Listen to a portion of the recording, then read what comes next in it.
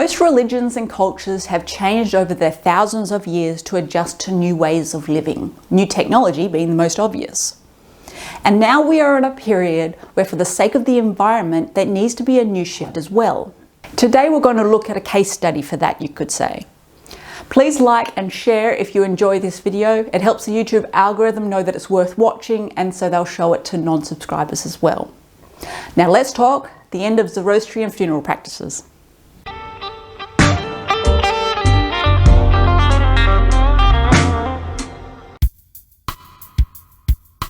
Zoroastrianism hails a supreme being known as Ahura Mazda.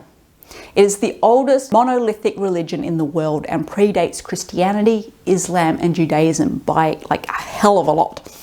Zoroastrianism dominated the successive Persian dynasties for thousands of years and through several empires in what is today Iran and Afghanistan.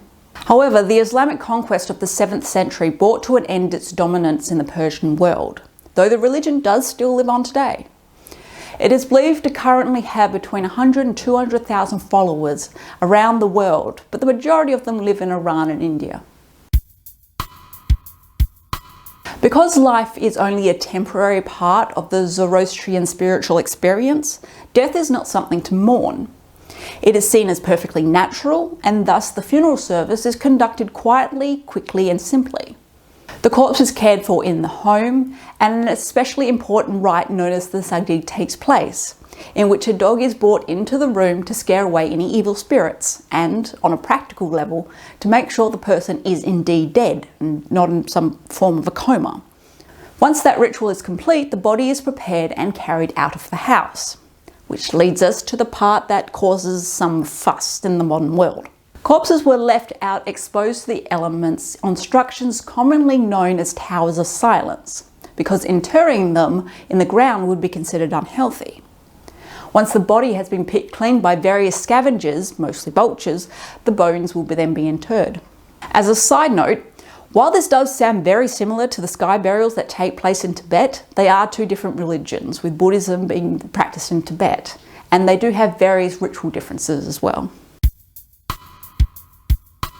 The reasons the use of these towers of silence effectively came to an end are numerous. Starting in Iran, the religion and its followers have been persecuted ever since the Muslim Arab invasion in 651.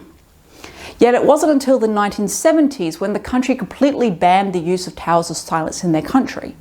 So yes, discrimination played a big part in all of this. But so did the fact that the cities were expanding, the population was growing, and there were hygiene concerns about the practice.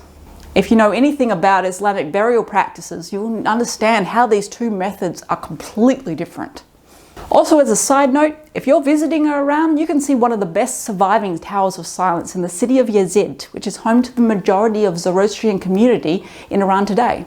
It's not in use, but it is a great ancient wonder to visit. So the towers of silence were mainly used only in India in the modern day.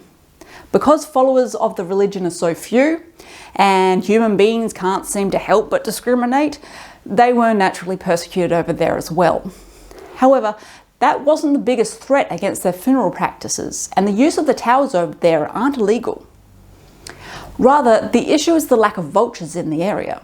With rapid urbanization and massive population growth, all animals in the area either had to adapt or leave, and the vultures chose to leave. But the reason there are no more vultures around is a little more complicated, so we're going to need to take a bit of a detour. See, in Hinduism, the most prevalent religion in India, cows are considered sacred. Hindus will do anything to keep their cows happy and healthy, which, yeah, we're all for. Most of these cows died out in the field of old age, so vultures were used to being in the area to eat the cows that dropped dead, and for hundreds of years, no problem. But then around the 1990s, a new drug came to India by this name. It's a painkiller, it's designed for humans, and it's used to treat arthritis. It had been around for quite a while, and by the 1990s it became really super cheap, and veterinarians began to prescribe it to cows to treat their arthritis so they could keep working. So far, so good. The cows, being the large creatures that they are, only saw the benefits of this, with their bodies being large enough to break down the drug so as not to cause any side effects. Do you see where we're going with this? Yeah, well, eventually these cows died out in the field and the vultures would do their thing and settle in for a nice meal. Unfortunately, the drug stays in the body, so that quick meal quickly turned deadly for the vultures whose smaller bodies couldn't break down the drug and led to kidney failure. This is what wiped out an estimated 95% of the vulture population in India and neighbouring Pakistan. 95% in a bird that can process anthrax no problem. Now, it must be said that the wider population was quite happy about this unexpected side effect. Vultures anywhere have never really been the most loved of birds. People say they're ugly, they bring death, which is kind of ironic. They bring flies, they smell, they create a mess. And the people in India thought no differently. So people were just happy they were gone, and no one looked into it for about 10 years. Completely disregarding the fact that vultures and scavengers like them are very important to the ecosystem as part of nature's cleanup crew. So where did this leave the Zoroastrian community? Well, with regular vulture numbers, a body could be consumed in a couple of hours. But with most of them gone, it was taking months for a body to be consumed.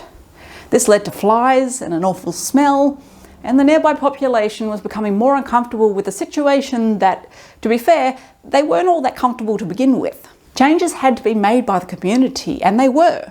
For the communities in India that still use the Tower of Silence today, they take great preparation.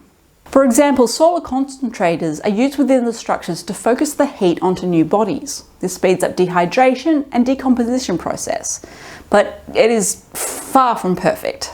In Mumbai, others are taking steps to maintain the tradition by constructing aviaries where vultures could live and breed near the Towers of Silence.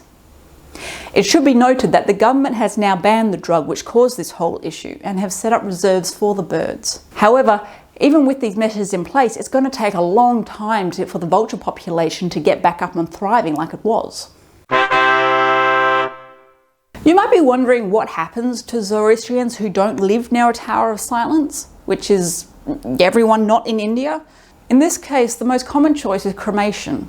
Though not accepted by traditional Zoroastrianism, more progressive branches have opened up to this modern alternative. Similarly, some choose to bury their dead in a grave that's lined with concrete. This protects the earth from impurities while still allowing the body to decompose naturally. For better or worse, cultures and religions have had to adapt to environmental and legal changes over the years. Hinduism is another example because most countries don't allow open-air funeral pyres, nor do they have a river Ganges.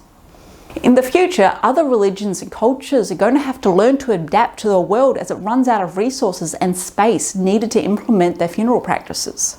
But it can be done. Let us know your thoughts on all of this in the comments below.